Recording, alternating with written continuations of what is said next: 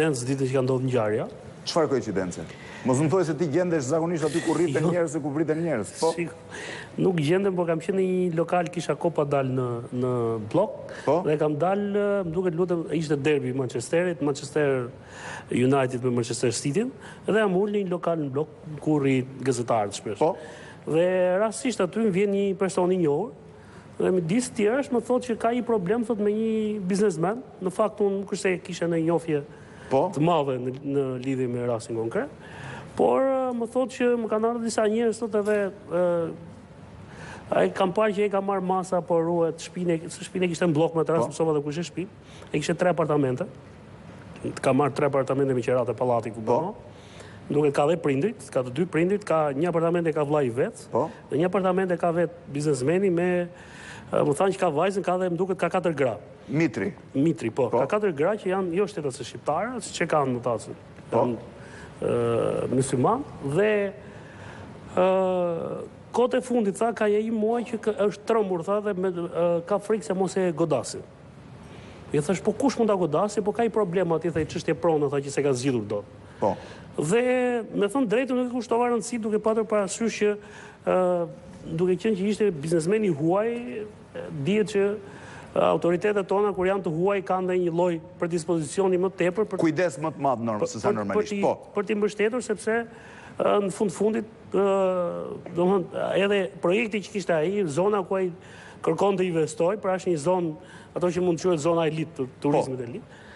Dhe jam ndarë me personin, fiks mas 2 orës, kam shkuar në redaksi, shoh lajmin që në rrugën e Rinasit, ishte goditur biznesmeni filan. Dhe e marrë në telefon, më thot, po, a ishte.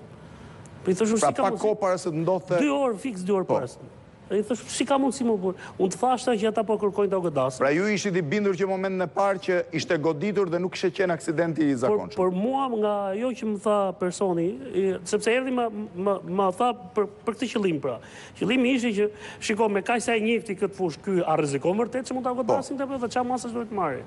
E pyeta, ka shoqërues, po më thanë shoqërohet, ka i shofer, ka kujdes për të, ka vajtur disa herë ka kërkuar, nuk e, domethënë mbrojtje, por problemi më thanë është i tillë, mbrojtje kujdes tek objekti që ka atje, sepse disa herë objekti që është atje në gjirin e lagjet, për gjithë ata që kanë qenë në gjirin e lagjet vitet e fundit, bëhet fjalë për atë sipërfaqen e tokës që kishte një gardh që hynte deri 100 metra në det.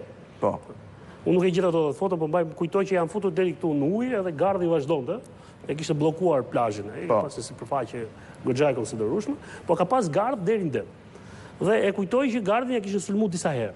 Por më çuditi fakti që ishte bërë problematike. Pastaj u interesova mbrapa dhe thashë çfarë ngjarja si kishte ndodhur? Kishe informacione në ngjarjen? Po. Atëherë, ky ka qenë duke shkuar për në Rinas, do largohej nga Shqipëria atë ditë. Do largohej nga Shqipëria.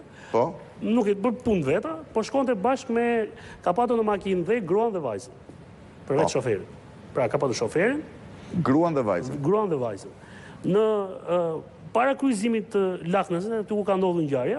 Pra në rrugën që lidh aeroportin me qafën e Kasharit në aeroport. Me autostradën Tiranë. Ke parasysh aty ka ndodhur dhe grabitjet e parave dhe ato tentatet e famshme. Ajo është një rrugë gjithmonë, domethënë, sepse ka shumë sepse detyrohesh nga dërso shpejtësim për arsye të kryqëzimeve.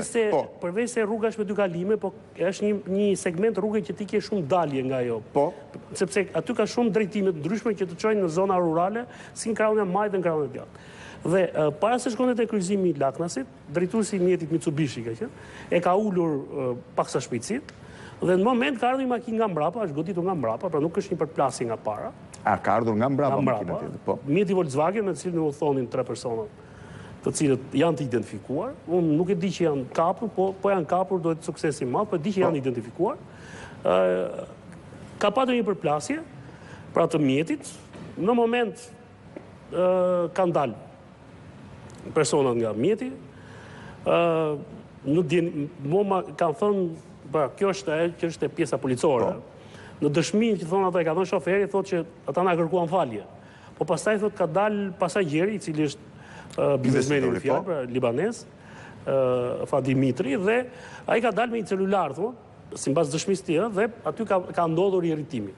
Por unë nuk jam i predispozuar ta besoj shumë këtë skemë, sepse identiteti i personave që kanë goditur biznesmeni, pra është Makina ka qenë me targa tuaja që ka goditur?